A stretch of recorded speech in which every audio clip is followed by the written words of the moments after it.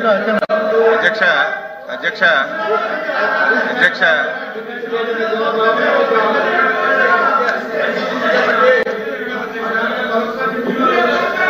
అధ్యక్ష నేను వాళ్ళు అడగకముందే రెస్పాండ్ అయ్యాను అధ్యక్ష. వాళ్ళు అడగకముందే రెస్పాండ్ అయ్యాను. ఈరోజు రెడీగా ఉన్నాము. ఈ ఇష్యూ మీద డిస్కస్ చేయడానికి ప్రభుత్వం సిద్ధంగా ఉంది. ప్రభుత్వానికి కూడా అవసరము. యూరియా కానీ వ్యవసాయ ఉత్పత్తుల మీద కానీ ప్రభుత్వం ఏ నిర్ణయాలు తీసుకుంది, ఏ విధంగా ఈ రాష్ట్రంలో రైతులకు ఆదుకుందనే విషయం చెల్లవలసినటువంటి అవసరం ఉంది. కాబట్టి మీకు ముందుగా చెప్పాను అధ్యక్ష, మీరు ఎప్పుడు సమయం ఇస్తప్పుడు చర్చించడానికి డిస్కస్ చేయడానికి ప్రభుత్వం సిద్ధంగా ఉందని మీ ద్వారా సభ్యులకు తెలియజేస్తున్నాను.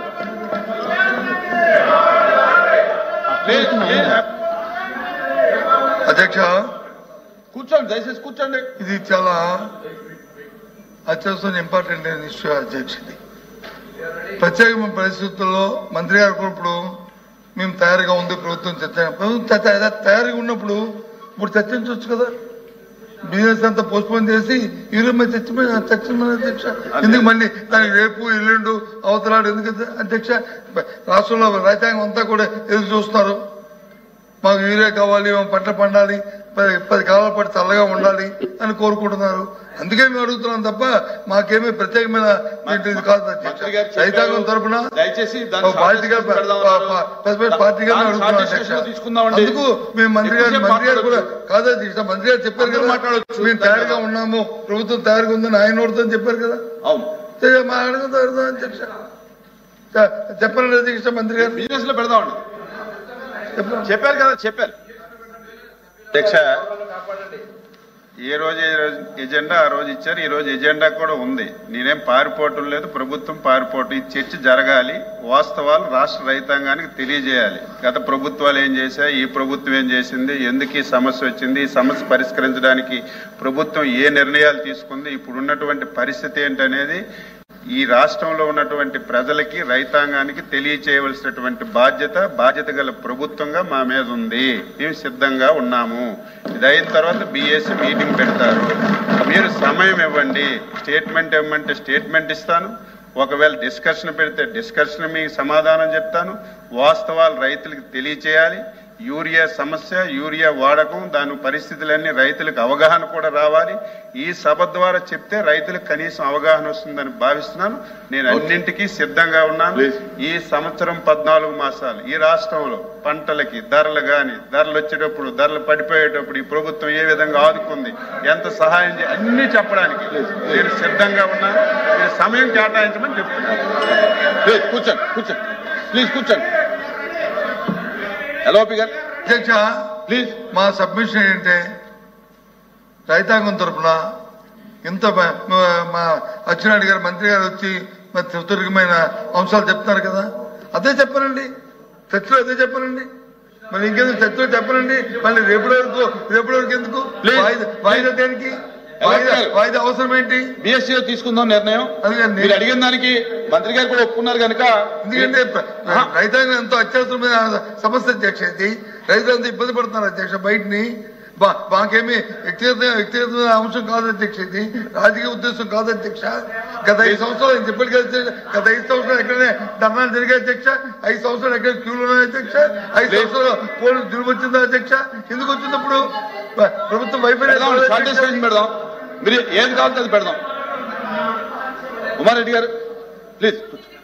ఉమారెడ్డి గారు మా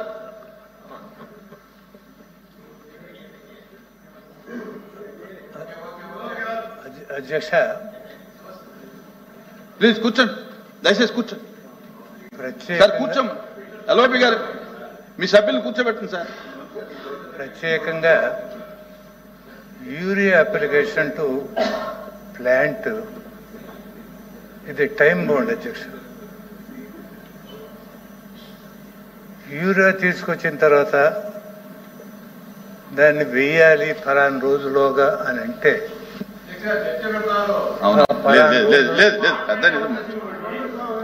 రేపు మీరు చెప్పేదంతా రేపు డిస్కషన్ చెప్దాం. మీరు రేపు డిస్కషన్ చెప్దాం. ఆ రోజులోగా అప్లై చేస్తేనే దాన్ని ఫుల్ ఫ్లెడ్జ్డ్ ఇది అడ్వాంటేజ్ ఉంటుంది తప్ప రేపు మాట్లాడదాం. అది నిదానంగా మేము సప్లై చేస్తాము తర్వాత రేపు మాట్లాడదాం దాని మీద. అనే దానికి ప్లీజ్ కూర్చోండి సార్. రైతులు ఆందోళన చేస్తున్నారంటే గతంలో దీని మీద డిస్కషన్ వద్దు, రేపు మాట్లాడదాం. ఇంత భారీగా రైతులు యూరియా దగ్గర డిమాండ్ చేయడం అనేది గతంలో ఎప్పుడు లేదు సార్. ఇవాళ ఎందుకంటే ఏరియా పెరిగింది సార్. రేపు డిస్కషన్ పెడదాం. డిస్కషన్ లో మీరు అంతా మాట్లాడుతురు, మీరు మాట్లాడుతురు, రేపు పొద్దున మాట్లాడుతురు. కూర్చోండి. ఏరియా పెరిగింది, ఇంకా లేదు కూర్చోండి, దయచేసి కూర్చో ప్లీజ్ కూర్చోండి. ఎల్ఓపి గారు రేపు డిస్కషన్ లో మాట్లాడొచ్చు అన్ని.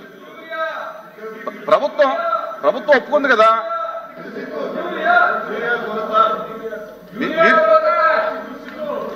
మీకు ఏ ఫార్మెట్ లో కావాలో, షార్ట్ డిస్కషన్ కావాలా, స్టేట్మెంట్ కావాలా ఏంటనేది ప్రభుత్వం సిద్ధంగా చర్చ జరగాలి సార్. చర్చ ఓకే, స్టేట్మెంట్ చెప్తున్నారు కదా.